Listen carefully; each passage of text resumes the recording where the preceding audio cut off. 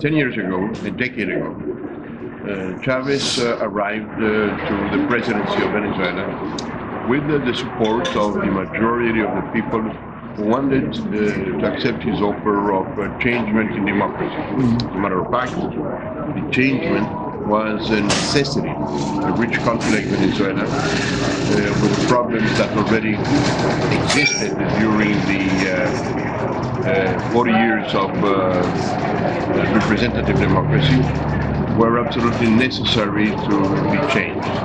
The housing, the health system, the infrastructure, the search of better quality of life, especially for the poor people. And Chavez represented this change. After half a century of democratic rule, even if there were a lot of aspects that were fulfilled, people were not happy. Not happy with the political parties, they were not happy with the system, and they wanted a change. But they wanted a change in freedom, in a very advanced social changes. One of the pillars was the social changes, but the other pillar was democracy, human rights, and freedom. How to combine these, and Chavez was the model of the change.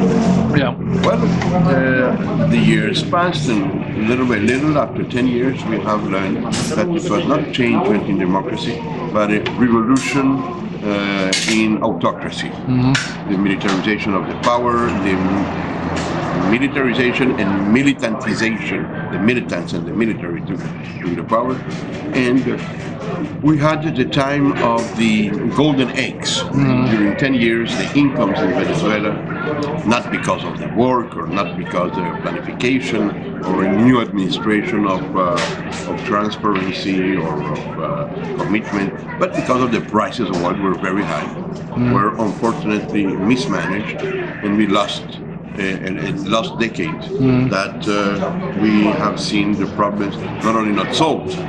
It's not that the administration did not orient many of the aspects to the poor people, but if you don't have a good management, if you don't have a transparent management, if you do not have incorporation of all the society to be the protagonist of a changement, you have not made a change. And then what happened in the communist countries of Eastern Europe, there was a nomenclatura.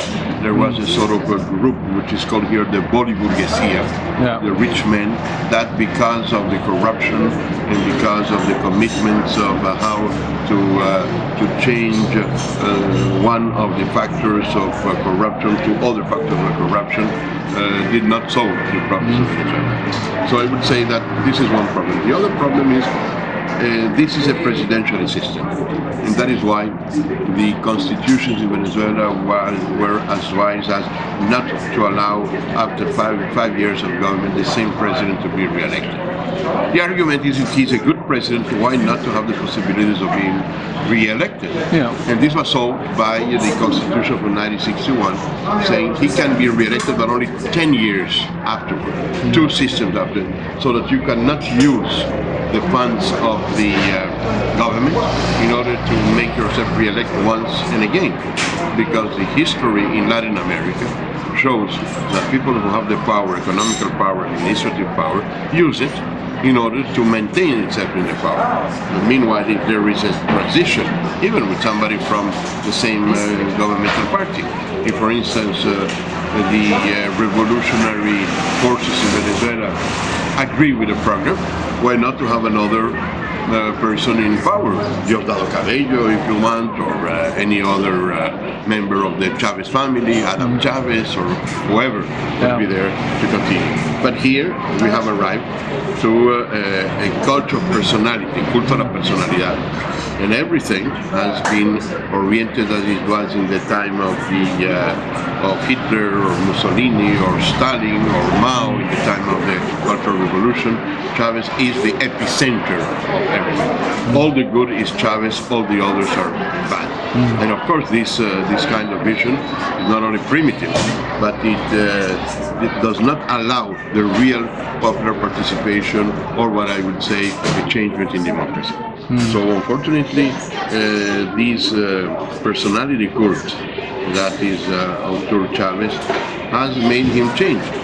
10 years ago, you could tell to the president, Mr. President, this what you're doing is not correct. You have to have this and this aspect.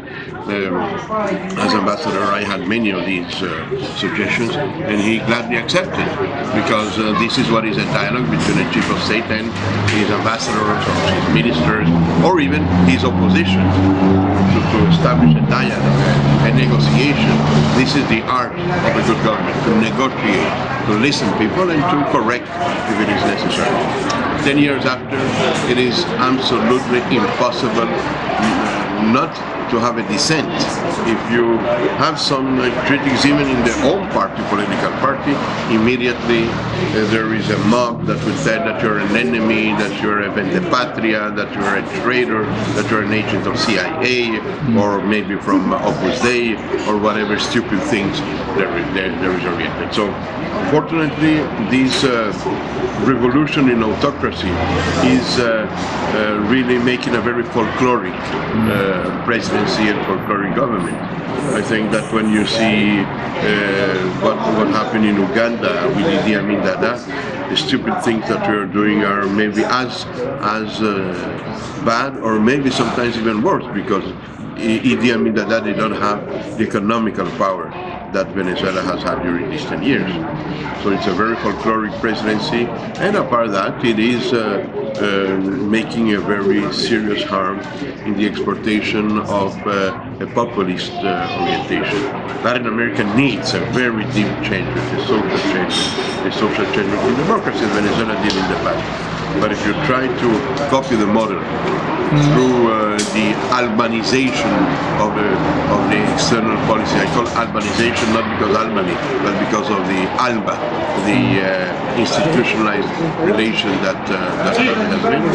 Well, you would have results as Bolivia with Evo Morales, or the aspect of Ortega in Nicaragua, or the incidents in many of the different scenarios as the danger of Ecuador to fall in this populist vision that does not solve the problems of the poor people. On the contrary, it deepens the problem and establishes mechanisms of autocracy that will have everybody who does not believe in what you're saying as an enemy, and not as another citizen that wants to give, rightly or wrongly, another solution or another proposition.